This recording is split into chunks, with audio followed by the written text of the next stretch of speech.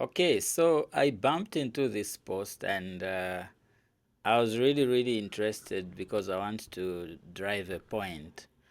Um, it was a post about the Bread of Life church pastor from Luansha, who's Reverend Clement Manenga, and he's been appointed as first secretary for education in Australia at Zambia High Commission in Canberra. So, of interest to me, this is a very good appointment, first of all. But the interest, actually, this is the pastor on the right, and on the left, of course, we know it's the ambassador. But I was driven to make this video because of the comments. So this one, I don't know what personal interest some people have, but I think it's something. I'll tell you the reason why people react this way. So this one says nangula tapasoswa umuntu alandafye pali bread yeka yeka eko aba appointed mu education nako kufialo fimbi. So he literally is just saying that someone who just talks about bread all the time, then you appoint them in education, again in a foreign service. I'll skip Lewis' comment because I'll come back to it. And this same person again talks about why these positions, especially if they are in education, can't be assigned to DEOs, former permanent secretaries in education, etc., so that there is more exposure. So he adds another comment that that attracted me. He says, surely umuntu wa kuchechi elo mwamubika mchalo chimbi ku education. Yeah. So others are giving congratulatory messages.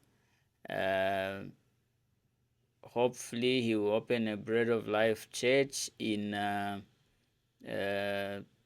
Australia. Congratulations, sir. Well done. Congratulations.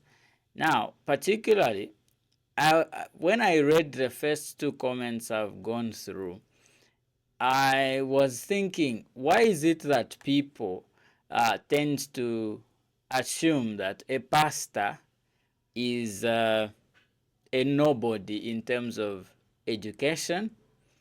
Whenever government appoints a pastor, people have this notion that pastors can only preach in the pulpit. Pastors can only do the work of God.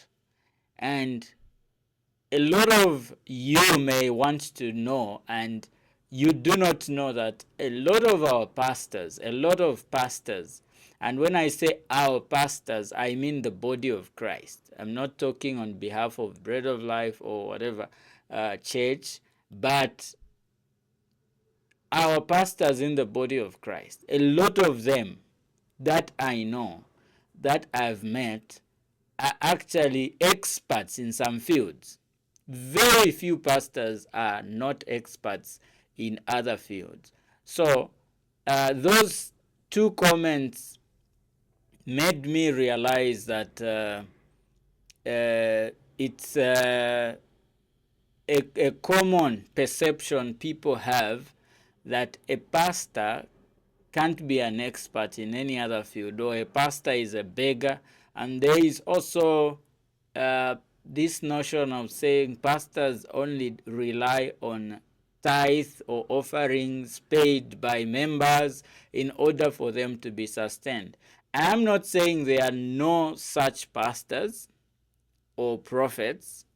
There are a lot out there. But we have good examples like the pastor who's been appointed, Pastor Manenga. I'll go back to the other comment I skipped and show you.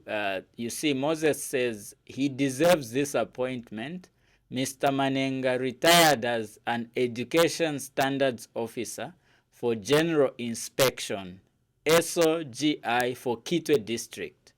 He was once my head of section for physics section at Luansha Boys Secondary School. He only did theology as part-time. So you see, when you hear someone is a pastor, we already assume that that's their full-time job.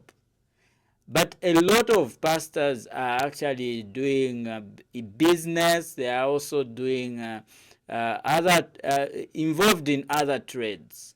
I also know pastors who are writers, as full-time writers. Others are full-time artists. Others are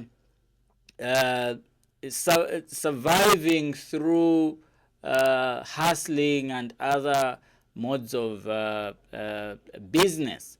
But somehow society just assumes that when someone is a pastor, they are not doing anything. For instance, when I become a full-time pastor, obviously some people will forget that I have been an expert in media and technology, and they will obviously focus on the pastoral work that I will be doing. But again, even myself, I know that I can't go like flat out full time in pastoral ministry, because even media ministry is also the work of God. So we are called differently. Some people are educationists, and then they hear the call of God, they start serving the Lord as pastors at a specific church. Others are evangelists who will go out without being attached to a specific church or congregation. They will be out there doing the work. Others are musicians. I know a lot of pastors who are just in music. We know Pastor Ephraim. Although people don't call him as Pastor Ephraim, they just call him as Ephraim Mtalange. But all those are music ministers. They are pastors called into the music ministry.